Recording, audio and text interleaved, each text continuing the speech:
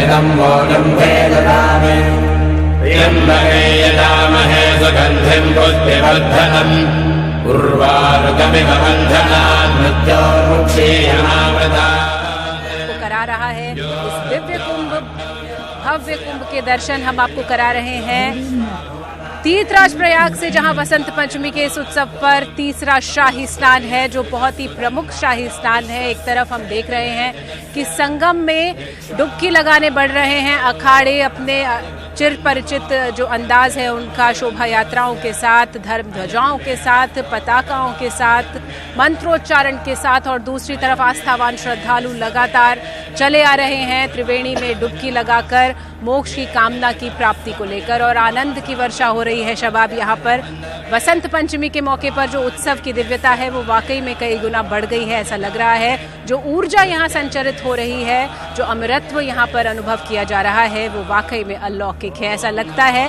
कि देवता खुद यहाँ तीर्थराज प्रयाग में आ गए हैं।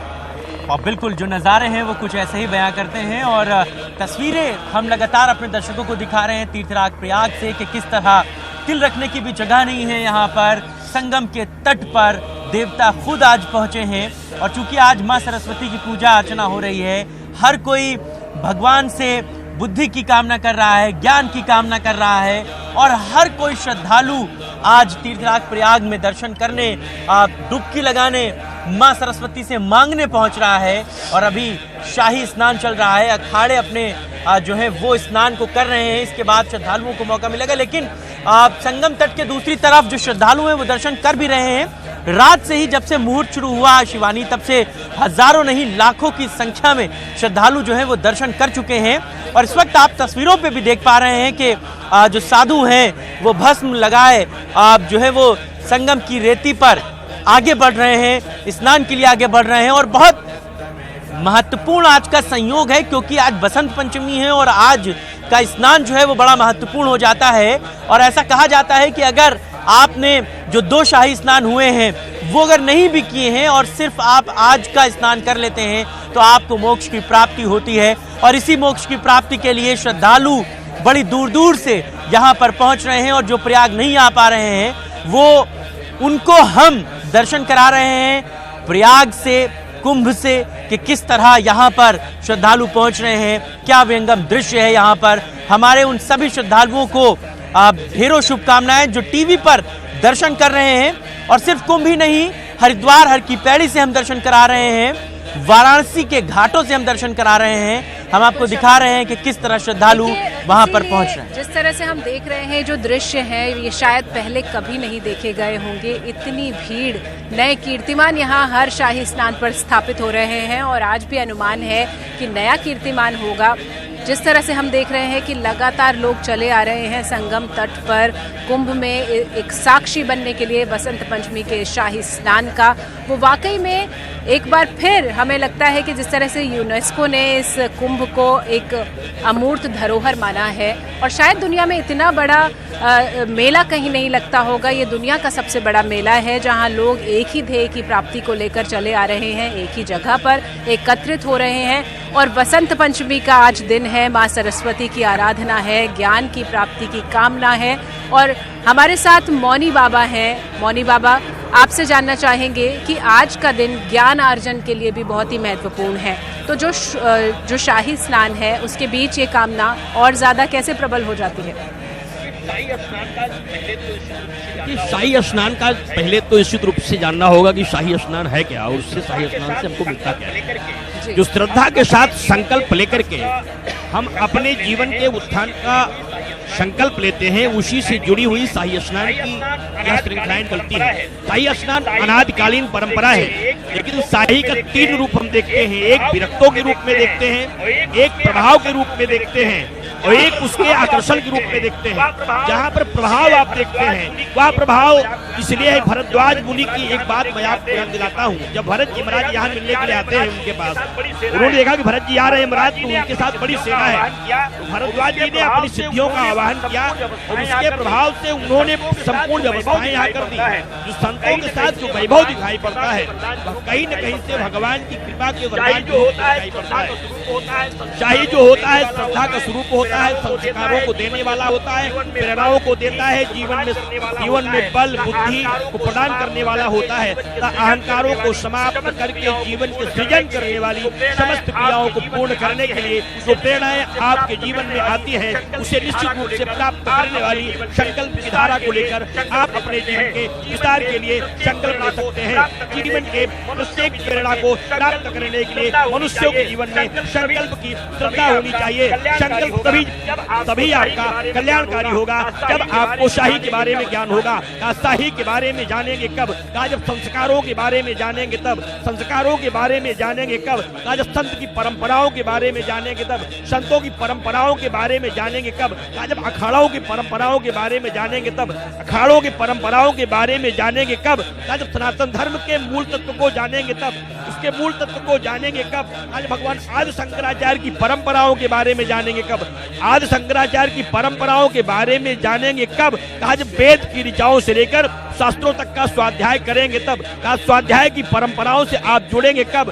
कहा जब माँ सरस्वती की कृपा आपको प्राप्त होगी तब। सरस्वती की कृपा प्राप्त होगी कब? आज बसंत पंचमी के पावन अवसर पर आप भी संगम में डुबकी लगा करके माँ की कृपा प्राप्त करने वाली शक्तियों को, शक्तिपात करने वाले वरदान को प्राप्त करने के लिए श्रद्धा के साथ, संकल्प के साथ साधना में रत होंगे तब। कहा यह सब संभव होगा कब? कहा जब आपके जीवन में भी संस्कारों के उत्पन्न करने वाली, प्रेरणाओं को प्रदान करने वाली शक्ति की अनुग्रह आपके जीवन में प्रदान होनी होगी तब। निश्चित रूप से जीवन को सुख और शांति से आगे ले जाने के लिए इन शाही स्नानों की परंपराओं में 6 चीजें आपको देखना होगा। एक विभूति आप देखते हैं, विभूति वैराग्य का प्रतीक है, जो निश्चित रूप से यह दिखाता है कि प्रत्येक जीवन का प्रत्येक व्यक्ति अंत में इसी स्थिति को प्राप्त हो जाएगा, अर्थात आपको माया मोह से विरक्त होकर के ज्ञान की धारणा को स्वीकार करना चाहिए। दूसरा है कि आप देखते होंगे जो सन्यासी हैं वह शस्त्र लेते हैं, उनका संकेत होता है कि व्यक्ति को अपने जीवन में अपने से ज्यादा धर्म रक्षा के लिए, राष्ट्र रक्षा के लिए शक्तिवान बनना चाहिए, अर्थात कायरता भी धारण नहीं करनी चाहिए। तीसरी स्थिति आप देखते होंगे आभूषण सजे रहते हैं। आभूषण का यहाँ जो स्वरूप होता है वह यह दिखाता है कि हमारी भारतीय संस्कृति जो है वह निश्चित रूप से विपन्नता का प्रतीक नहीं है, वह संपन्न भी है और उसमें भगवान की कृपा से सारी शक्तियां, अणिमा, महिमा, लघिमा सिद्धियों से सब कुछ प्राप्त किया जा सकता है। चौथा चीज है उपहार। आज सन्यासी दान करता है, अखाड़े भी दान करते हैं, अर्थात स्नान के साथ दान की भी बड़ी परंपरा है। पांचवा है 56 प्रकार के भोजनों की व्यवस्था। आज भंडारे भी होते हैं और भगवान के पूजन के लिए सारे व्यंजन बनाए जाते हैं, इसलिए अखाड़े 5 प्रकार के परंपराओं को मान करके तभी शाही स्नान की परंपराओं से जुड़ते हैं। उसमें चाहे शाक्त हो, शय हो, सन्यासी हो, बैरागी हो, जिन भी परंपरा के संत होते हैं वह सारे लोग अपनी अपनी परंपराओं का पूरी तरीके से पालन करते हैं और 13 अखाड़े एक साथ एक जगह स्नान करके या संदेश देते हैं कि हम में कहीं भी किसी भी प्रकार का कोई भेदभाव भी नहीं है। मौनी महाराज, यही ज्ञान है जिससे हमें भी अभिसिंचित होना है और हमारे जो लाखों दर्शक हैं जो हमारे माध्यम से यहाँ कुंभ का उत्सव मना रहे हैं, जो खुद तो कुंभ में नहीं है लेकिन हमारे जो माध्यम से वो भी कुंभ के इस आनंद को प्राप्त कर रहे हैं, वही ज्ञान वर्षा उन तक भी पहुंच रही है। और यही सौंदर्य है इस उत्सव का कि जितने भी साधु संत आए हैं उनका सानिध्य प्राप्त होता है, उनसे बहुत कुछ सीखने को मिलता है, बहुत सारा ज्ञान हमें मिलता है। और जब माँ सरस्वती की आराधना भी हो रही हो इस कुंभ में तो इस ज्ञान का आप देख सकते हैं कि और भी ज़्यादा प्रभाव हो जाता है। माँ सरस्वती की पूजा की जा रही है, हर कोई अपने अपने ढंग से माँ सरस्वती की आराधना कर रहा है। यहाँ पर एक तरफ साधु संत हैं और इस धरा पर है जहाँ पे ऋषि मुनियों की धरा इसे कहा जाता है, देवताओं की धरा कहा जाता है। भरद्वाज ऋषि यहाँ पर थे जहाँ पर भगवान राम भी आए, खुद ब्रह्मा विष्णु महेश की नगरी इसे कहा जाता है। इतने मंदिर हैं, इतने आध्यात्मिक स्थल हैं यहाँ पर कि ऐसा लगता है कि यहाँ का वातावरण पूरी तरह से भक्तिमय हो गया है। और अभी कुंभ में जिस तरह से हम देख रहे हैं, लगातार अपने दर्शकों को दृश्य भी दिखा रहे हैं कि किस तरह से एक तरफ साधु संत अपने पूरे शोभा यात्राओं के साथ स्नान कर रहे हैं, शाही स्नान कर रहे हैं। और ये शाही स्नान जिस तरह से मौनी महाराज ने हमें बताया कि प्रतीक होता है आत्मज्ञान का, अनुशासन का, प्रभु से मिलन का, माँ गंगा से मिलन का, उसी तरह से आज इतने श्रद्धालु यहाँ पर आ रहे हैं शबाब, ऐसा लगता है कि हर कोई यहाँ से अपनी झोली भर के लेके जाएगा, सुख समृद्धि उसे प्राप्त होगा, आनंद प्राप्त होगा। बुद्धि प्राप्त होगी। और अगर यहाँ पर कोई आ गया है तो वाकई में ये अनुभव हो रहा है कि पहले से अलग हो गया है उसका जीवन, जो ऊर्जा यहाँ पर हमें मिल रही है। बिल्कुल, ये जो सकारात्मक ऊर्जा का संचार हो रहा है शिवानी, वो जो है वो मौके बहुत कम आते हैं। और जिस तरीके से मौनी बाबा भी बता रहे थे कि आपको सीखना पड़ेगा, और ये मौके जो होते हैं वो सीखने सिखाने के होते हैं। अखाड़े क्यों अखाड़े हैं, वो यहीं पर आकर जाना जाता है। 12 साल बाद कुंभ होता है, 6 साल बाद अर्धकुंभ होता है, और ये 6-6 साल बाद जब लोग मिलते हैं, जब अखाड़े एक दूसरे से मिलते हैं, जब लोग इन अखाड़ों के लोगों से मिलते हैं, मठाधीशों से मिलते हैं, बाबाओं से मिलते हैं, तो बहुत कुछ सीखने सिखाने का मौका होता है। और आज जो शाही स्नान है शिवानी, इसके बाद धीरे धीरे अखाड़े जो हैं वो यहाँ से प्रस्थान करने लगेंगे। ये भी एक बड़ा सवाल होता है कि इतने अखाड़े, इतने बाबा एक साथ कुंभ में आ कहां से जाते हैं। इस पर भी हम जवाब मौनी बाबा से लेंगे। इसके अलावा ये भी जानने की कोशिश करेंगे, कहा यह भी जाता है कि अगर आपने 2 स्नान नहीं किए, मौनी अमावस्या का स्नान नहीं किया और उससे पहले वाला स्नान नहीं किया, सिर्फ आज का स्नान कर लेते हैं तो आपको मोक्ष की प्राप्ति होती है। इस तरीके की भी बातें कही जाती हैं। पंडित ब्रजेन जी के पास आना चाहूंगा। पंडित जी, ये जवाब आपसे चाहूंगा कि जो लोग प्रयाग में आकर स्नान कर रहे हैं उनको तो सबसे उत्तम जो है वो पुण्य लाभ हो रहा है। बाकी के जो लोग यहाँ नहीं आ पा रहे हैं, जिनको हम तस्वीरें टीवी पर दिखा रहे हैं, जो टीवी पर देख रहे हैं इस कुंभ के नज़ारों को, वो कैसे पूजा अर्चन करें, उनके लिए क्या विधि विधान है, क्या मुहूर्त है?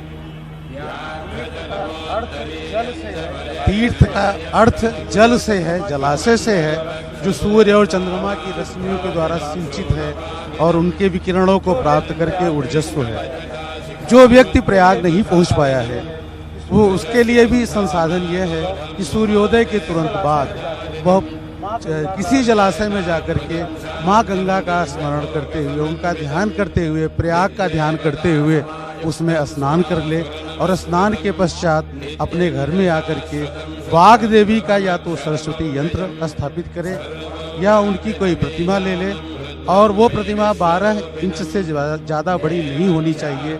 पीत वस्त्र या श्वेत वस्त्र पर उनको अवस्थित करे, पीले फूल और सफ़ेद फूल से उनका पूजन करे।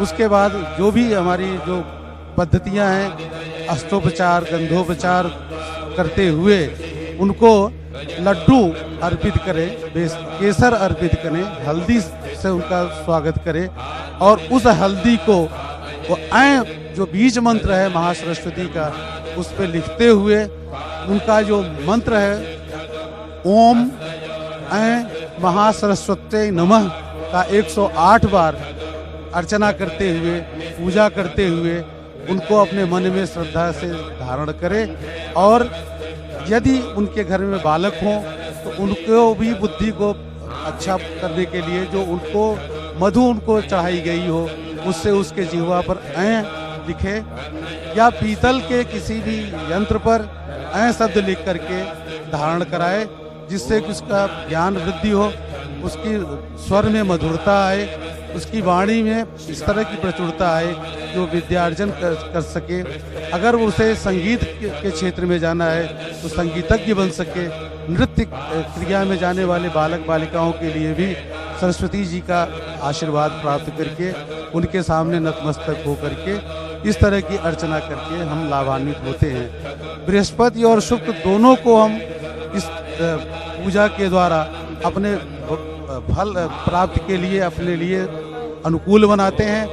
ये ऐसा अवसर है, ये ऐसी देवी है कि जो 2 महान विभूतियों को, जो एक सुर गुरु थे, एक दैत्य गुरु थे, दोनों प्रतिद्वंदी थे, उन दोनों को एक साथ सामंजस्य स्थापित करके ज्ञान और मोक्ष का प्रवाह इस धरा पर करती है। माँ सरस्वती का जो नदी का जो स्वरूप है, उसकी भी एक अजीब रोचक रहस्यमयी कथा है, जो अभी हम उसका भी वर्णन करेंगे। वह सरस्वती जी अंतःसलीला होकर के केवल प्रयाग में हमें ऐसा प्रभाव डालती है। आज के वसंत पंचमी के उत्सव पर आपसे लगातार हम आपके ज्ञान से हम अभिसिंचित होंगे। मौनी महाराज हमारे साथ हैं।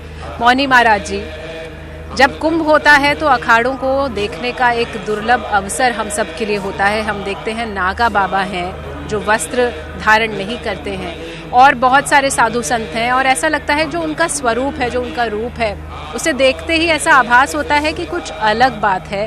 क्या सीखने को मिलता है? और ये जो स्वरूप है, हम देखते हैं कि आपने भी चंद्र ग्रहण किया हुआ है, रुद्राक्ष ग्रहण किए हैं, नागा बाबा जो होते हैं वो भस्म लगाकर अपना श्रृंगार करते हैं। तो इसका क्या संदेश है? क्या ये भी किसी अहम बात का प्रतीक है कि ये जो आपका स्वरूप है ये एकदम अलग है? इसके बारे में जरूर जानना चाहिए। पुराण की दृष्टि से हम आपको बताना चाहते हैं, हमने जो चंद्रमा धारण किया और रुद्राक्ष धारण किया है, हम बता दें आपको, यह चंद्रमा और यह रुद्राक्ष मुझे नेपाल नरेश महाराज वीरेंद्र विक्रम शाह से मिला था। जब मैंने 41 दिन की भूख समाधि नेपाल मिली थी। राम मंदिर निर्माण के लिए संकल्पित अनुष्ठान के बारे में आप जानते हैं, विगत 28 वर्षों से अब तक मैंने 54 बार भू समाधियां ली हैं। उसकी एक समाधि मेरी नेपाल में भी हुई थी, जब महाराज नेपाल नरेश वीरेंद्र विक्रम शाह ने मुझे 11,000 रुद्राक्ष और चंद्रमा भेंट किए थे। चंद्रमा जो है मृतत्व का प्रतीक है, जो जीवन की समस्त बाधाओं को समाप्त करता है। और शिव पुराण की दृष्टि से व्यक्ति जब रुद्राक्षों को धारण करता है शीश पर, उसे शिव की कृपा प्राप्त होती है, और जो उसके सानिध्य में जाता है उसको भी वह शक्ति प्राप्त होती है। रह गई नागाओं की विभूति और दिगंबर के लिए, तो नागा जो दिगंबर है उनके बारे में आप जान लें। दिशा अंबरा सा दिगंबरा, कहा दिशाएं ही जिसके वस्त्र हैं, पूरब पश्चिम उत्तर और दक्षिण जो है वही उनके वस्त्र हैं, और वो वस्त्र को धारण करते हैं। लेकिन यहाँ पर अगर आप और गहराई में जाएं, प्रत्येक संसार का हर व्यक्ति जब माँ के पास जाता है तो वह दिगंबर ही होता है। यहाँ तो हर व्यक्ति दिगंबर है, माँ के गोद में जा रहा है।